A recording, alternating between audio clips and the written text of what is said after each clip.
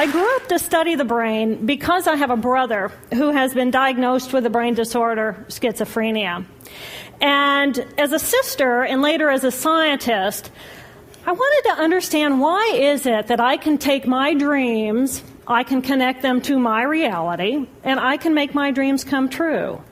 What is it about my brother's brain and his schizophrenia that he cannot connect his dreams to a common and shared reality, so they instead become delusion?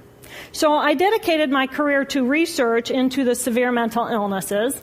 And I moved from my home state of Indiana to Boston, where I was working in the lab of Dr. Francine Bennis in the Harvard Department of Psychiatry. And in the lab, we were asking the question, what are the biological differences between the brains of individuals who would be diagnosed as normal control, as compared with the brains of individuals diagnosed with schizophrenia, schizoaffective, or bipolar disorder?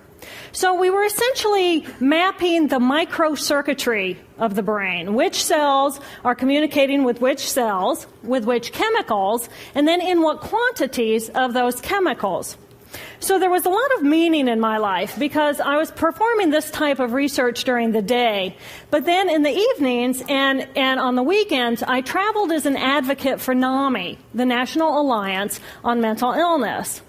But on the morning of December 10, 1996, I woke up to discover that I had a brain disorder of my own. A blood vessel exploded in the left half of my brain. And in the course of 4 hours, I watched my brain completely deteriorate in its ability to process all information. On the morning of the hemorrhage, I could not walk, talk, read, write, or recall any of my life. I essentially became an infant in a woman's body.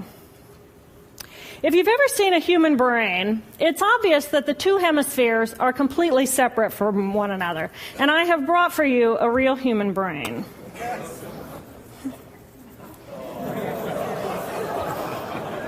Thank you. So this is a real human brain.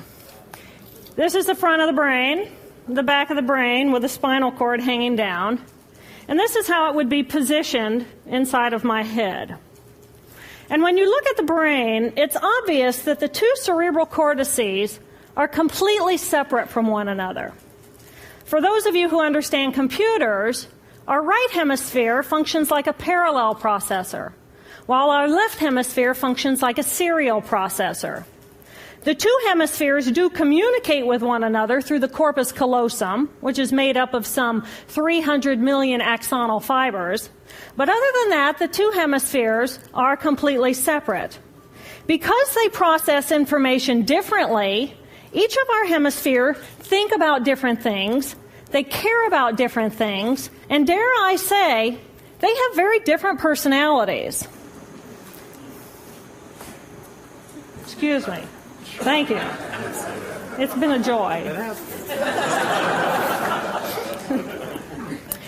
Our right human hemisphere is all about this present moment. It's all about right here, right now. Our right hemisphere, it thinks in pictures, and it learns kinesthetically through the movement of our bodies. Information in the form of energy streams in simultaneously through all of our sensory systems, and then it explodes into this enormous collage of what this present moment looks like, what this present moment smells like and tastes like, what it feels like, and what it sounds like. I am an energy being connected to the energy all around me through the consciousness of my right hemisphere.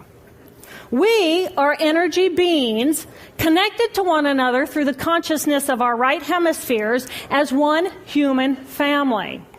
And right here, right now, we are brothers and sisters on this planet, here to make the world a better place.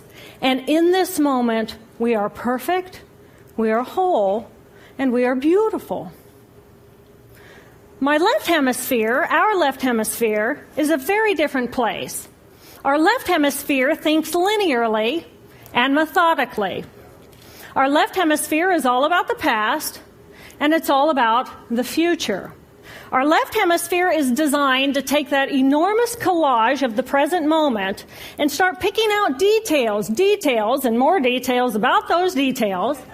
It then categorizes and organizes all that information, associates it with everything in the past we've ever learned, and projects into the future all of our possibilities. And our left hemisphere thinks in language. It's that ongoing brain chatter that connects me and my internal world to my external world. It's that little voice that says to me, hey, you got to remember to pick up bananas on your way home. I need them in the morning. It's that calculating intelligence that reminds me when I have to do my laundry. But perhaps most important, it's that little voice that says to me, I am. And as soon as my left hemisphere says to me, I am, I become separate. I become a single, solid individual, separate from the energy flow around me and separate from you. And this is a portion of my brain that I lost on the morning of my stroke. On the morning of the stroke, I woke up to a pounding pain behind my left eye. And it was the kind of pain, caustic pain, that you get when you bite into ice cream. And it just gripped me, and then it released me. And then it just gripped me, and then it released me.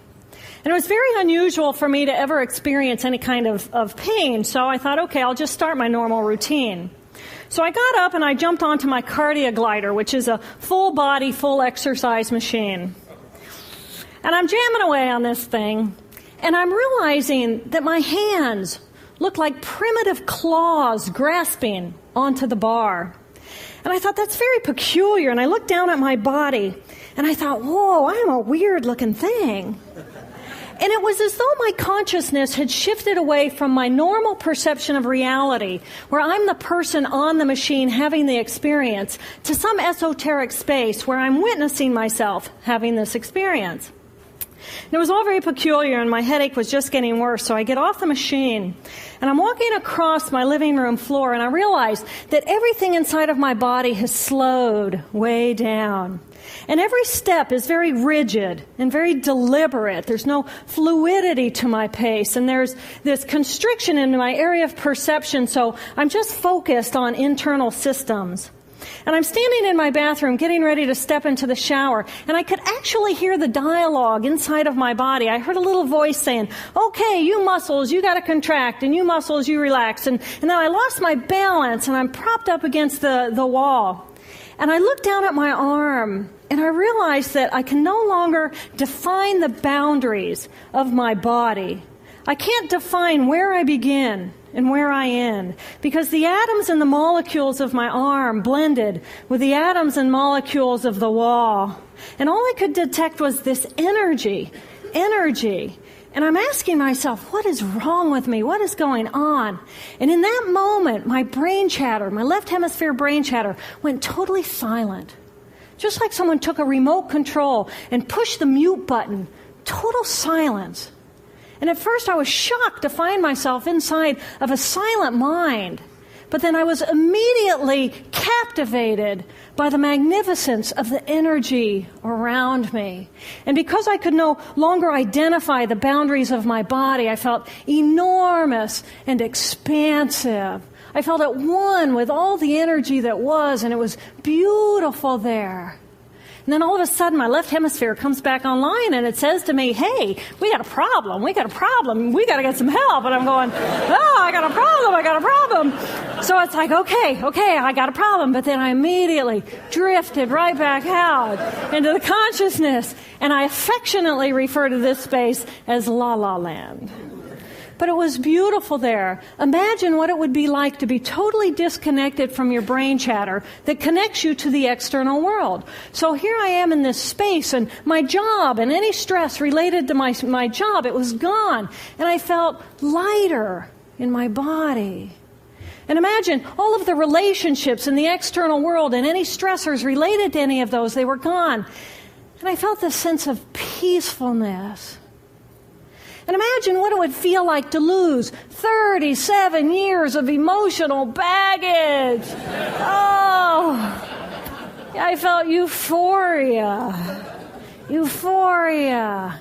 It was beautiful there. And then again, my left hemisphere comes online and it says, hey, you've got to pay attention. We've got to get help. And I'm thinking, I got to get help. I got to focus. So I get out of the shower and I'm mechanically dressed and I'm walking around my apartment and I'm thinking, I got to get to work. I got to get to work. Can I drive? Can I drive? And in that moment, my right arm went totally paralyzed by my side. Then I realized, oh my gosh, I'm having a stroke. I'm having a stroke. And then the next thing my brain says to me is, wow, this is so cool. This is so cool. How many brain scientists have the opportunity to study their own brain from the inside out? And then it crosses my mind, but I'm a very busy woman. I don't have time for a stroke. It's like, okay, I can't stop the stroke from happening, so I'll do this for a week or two, and then I'll get back to my routine. Okay, so I got to call help. I got to call work. I couldn't remember the number at work. So I remembered in my office I had a business card with my number on it. So I go into my business room, and I pull out a 3-inch stack of business cards. And I'm looking at the card on top. And even though I could see clearly in my mind's eye what my business card looked like, I couldn't tell if this was my card or not, because all I could see were pixels. And the pixels of the words blended with the pixels of the background and the pixels of the symbols, and I just couldn't tell. And then I would wait for what I call a wave of clarity. And in that moment, I would be able to reattach to normal reality. And I could tell, that's not the card, that's not the card, that's not the card. It took me 45 minutes to get 1 inch down inside of that stack of cards. In the meantime, for 45 minutes, the hemorrhage is getting bigger in my left hemisphere. I do not understand numbers. I do not understand a telephone, but it's the only plan I have. So I take the phone pad and I put it right here. I take the business card, I put it right here, and I'm matching the shape of the squiggles on the card to the shape of the squiggles on the phone pad. But then I would drift back out into la la land and not remember if when I come back if I'd already dialed those numbers. So I had to wield my paralyzed arm like a stump and cover the numbers as I went along and push them so that as I would come back to normal reality, I'd be able to tell, yes, I've already dialed that number. Eventually, the whole number gets dialed, and I'm listening to the phone, and my colleague picks up the phone, and he says to me, "Roo, roo, roo." And I think to myself, oh my gosh, he sounds like a golden retriever. And so I say to him, clear in my mind, I say to him, this is Jill, I need help. And what comes out of my voice is, roo, roo, roo. And I think, oh my gosh, I sound like a golden retriever. So I didn't know that I couldn't speak or understand language until I tried. So he recognizes that I need help, and he gets me help. And a little while later, I'm riding in an ambulance from one hospital across Boston to Mass General Hospital. And I curl up into a little fetal ball. And just like a balloon with the last bit of air just right out of the balloon, I just felt my energy lift and I felt my spirit surrender. And in that moment, I knew that I was no longer the choreographer of my life. And either the doctors rescue my body and give me a second chance at life, or this was perhaps my moment of transition. When I woke later that afternoon, I was shocked to discover that I was still alive. When I felt my spirit surrender, I said goodbye to my life, and my mind was now suspended between two very opposite planes of reality. Stimulation coming in through my sensory systems felt like pure pain. Light burned my brain like wildfire, and sounds were so loud and chaotic that I could not pick a voice out from the background noise, and I just wanted to escape. Because I could not identify the position of my body in space, I felt enormous and expansive, like a genie just liberated from her bottle. And my spirit soared free like a great whale gliding through a sea of silent euphoria.